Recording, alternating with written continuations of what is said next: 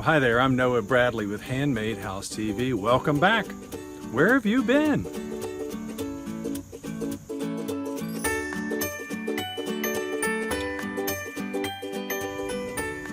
Well, all right, welcome back to Handmade House TV. Welcome to season 2, in fact, of this video series. Perhaps you didn't know there were different seasons associated with my little channel here, but yes, indeed, there are. In fact, I didn't know there was going to be separate seasons either. And I guess I'd like to start this episode out with an apology to you, and that is I didn't realize that there was going to be a long gap in the creation of these videos for you.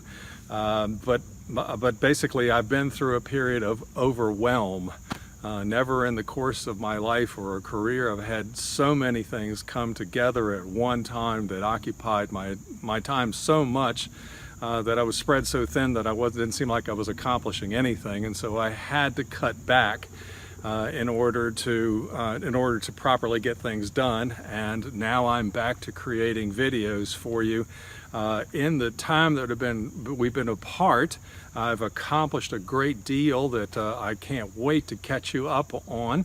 Lots of exciting things, and the big news is, as you can see behind me here, I have acquired my piece of land that I'm going to build my next house on. And so in the upcoming episodes, I'm going to be sharing with you more details about this particular land and how I purchased it, how I went through the seeking, the finding, the closing, the making offers, the finding a great deal, deciding where it is that I was going to live on.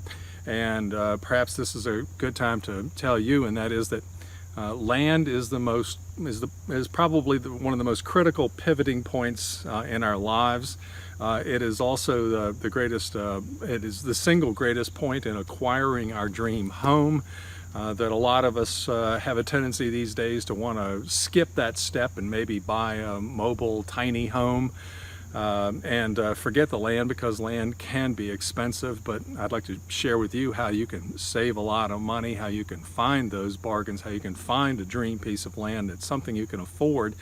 And the keys to finding a piece of land, the keys to getting your dream home, is the first thing is just start looking. Just get on Zillow or get on Realtor.com, start talking to your local real estate agents, and just start the process of looking. Even though you don't know how you're going to get it, that doesn't matter. You just want to start looking. You want to start walking the land. You want to start getting acquainted to the area. And you will find, as I did, that eventually in looking, you'll find a piece that you just can't simply live without. You've just found this and it just tugs on your heart and you've got to have it.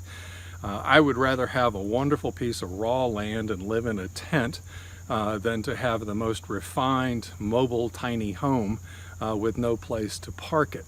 And so I've managed to acquire a piece of land if you start looking for a land, you will find that piece of land, and at the same time the forces will come together such that you will be able to figure out how to purchase that land. And I'm going to share with you some tips on that in the future episodes as well. But basically what happened to me is about the same time that I found the land is that I had an opportunity for 2 side jobs to come in. I restored a 1700s vintage barn that was in a great state of disrepair, as well as a tiny log cabin.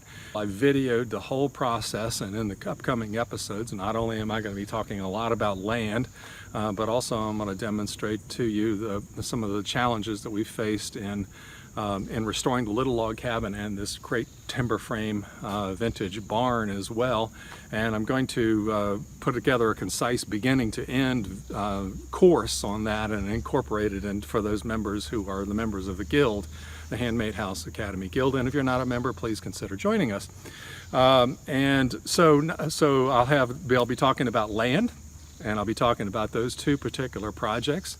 I'll also be answering a lot of viewer questions that I've been getting. I get a lot of emails, and I do my best to respond to every one of them that I get.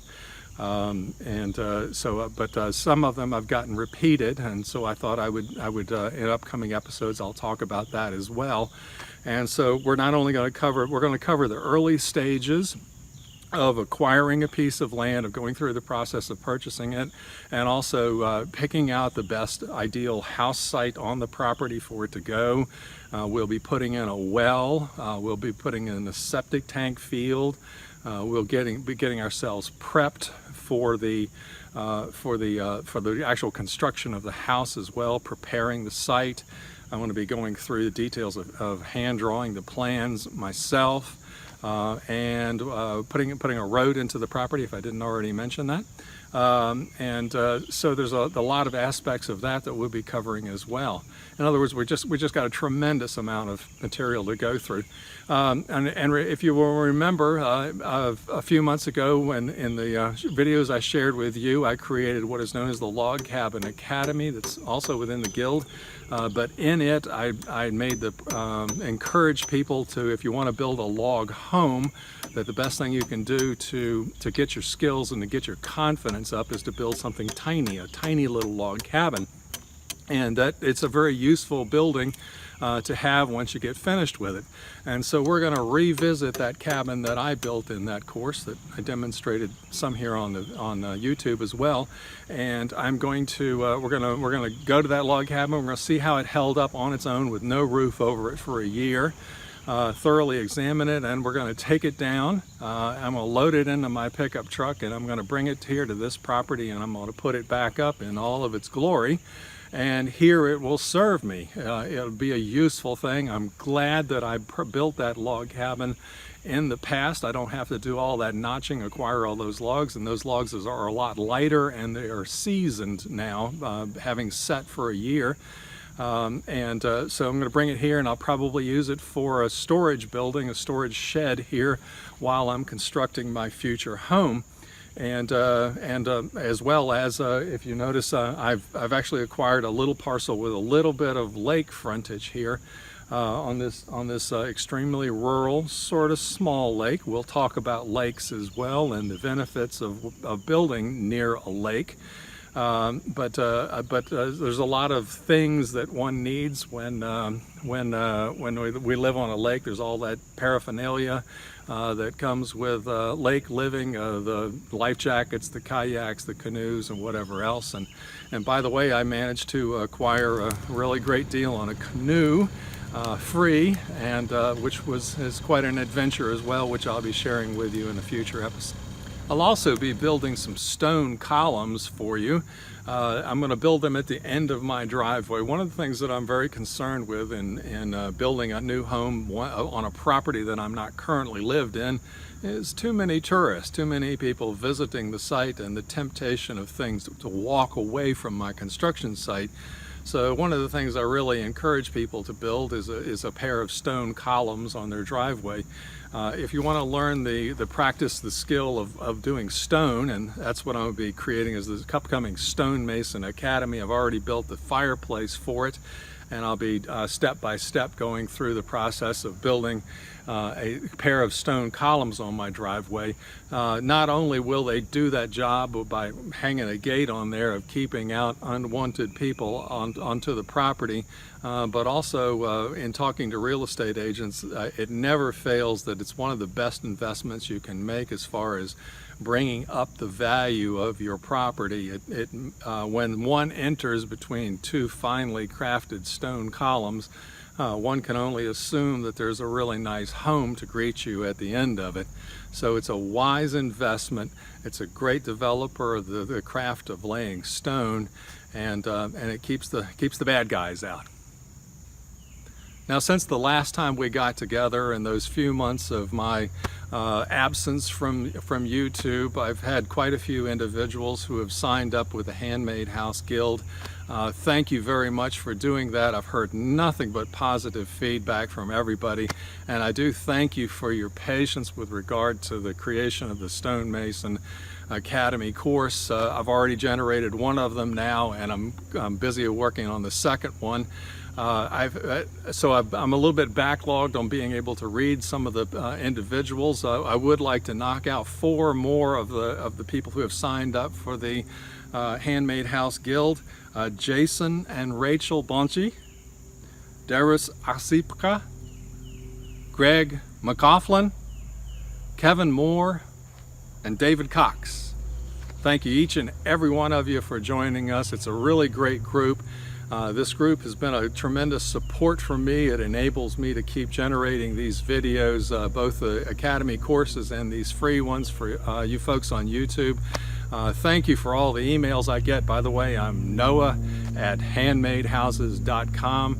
I don't mind asking an occasional question, and I'm always up for encouragement, so shoot me an email anytime, and just be patient, please, with me being able to respond to you. That you would not believe what my email box looks like on any given day.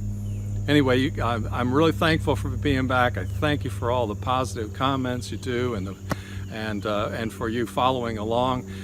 In the upcoming year, we're going to be doing a lot as far as land development and getting ready for the construction of my future home.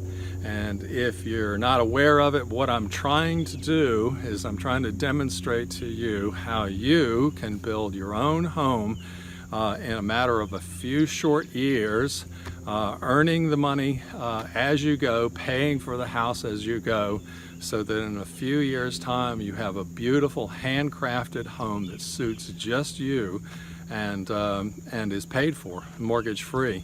So that's the goal here at Handmade House TV. That's my goal personally. I'm not taking any savings and applying toward it. I'm at the age of 60. I am step by step going to build this house and pay for the materials as I can earn it through other income.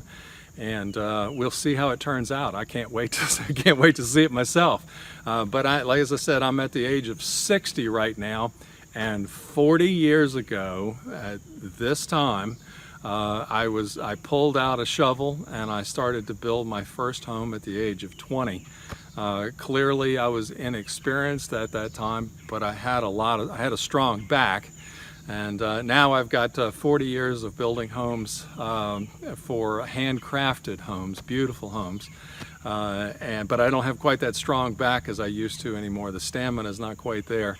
But nonetheless, with your help, I think I'm going to be able to pull it off. So it's going to be an exciting couple of years ahead. And you take care. I'm going to be here every Wednesday on Handmade House TV. Take care. Bye.